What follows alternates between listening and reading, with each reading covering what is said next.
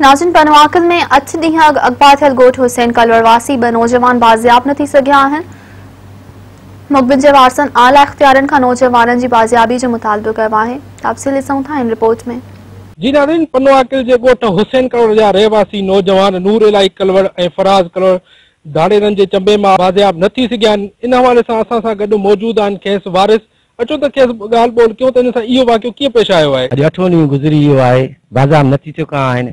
उन खां बाद में असां हर इदारे गवर्नमेंट जो पुलिस इदारो हुजे के बि इदारा आहिनि सभिनी खे असां चयो आहे, पर हिन महिल ताईं असांखे का बि रिज़ल्ट न आयो आहे। 10-11 वॻे ही शहर जे तरफ़ हुया, कम सां विया हुया, पंहिंजो मेडिसिन वठणी हुई। उतां जॾहिं मोटिया त असांजे भेलार ऐं हुसैन कलवर जे विच ते टिमो सरबो आहे। उतां ही अगवा थी विया। चौकी दयागिर जी भर में मोटरसाइकिल उछलिया आहिनि। उन चौकी इंचार्ज असांखे कॉल कई आहे। उनजो साईंदा चाचड़ नालो आहे।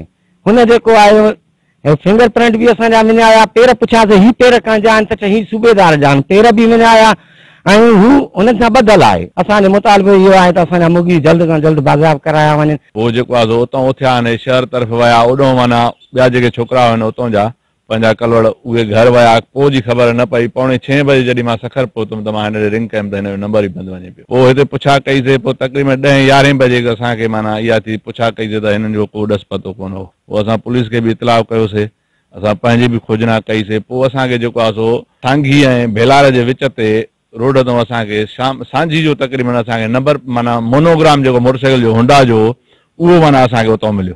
उहो छोकिरनि सुञातो त उहो बिल्कुलु असांजी गाड़ी जो आहे। होंगो असांजो जेको आहे 1 करोड़ फोन कराई अथऊं, 1 करोड़ घुरनि था। फोन ते चयूं त असांखे 1 करोड़ जो न त असां छोकिरा मारे छॾींदासीं।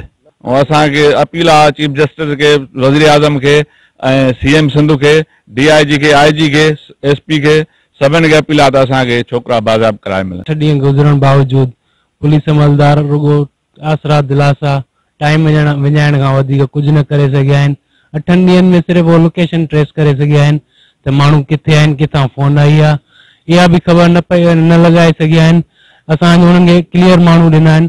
तव्हांजो साईंदा चाचड़ जेको चौकी इंचार्ज आहे 2006 खां वठी असां सां विढ़ंदो थो अचे। अॻु में बि असांजो हुन जवान खे शहीद करायो। हींअर बि असां SSP खे चयोसीं त भई तव्हांजो जवान आहे, तव्हांजो चौकी इंचार्ज आहे, हिनखे कीअं ख़बर पई त हीअ गाॾी मुखबिन जी आहे। हुननि जे वारसनि खे ॿुधाए थो। भुंग बि आहे, बिल्कुलु असांजे वॾड़नि सां राब्तो थियो आहे। बहरहाल जेका कंफर्म ख़बर आहे उहा 1 करोड़ रुपए जी आहे। असां तलब कयो वियो आहे।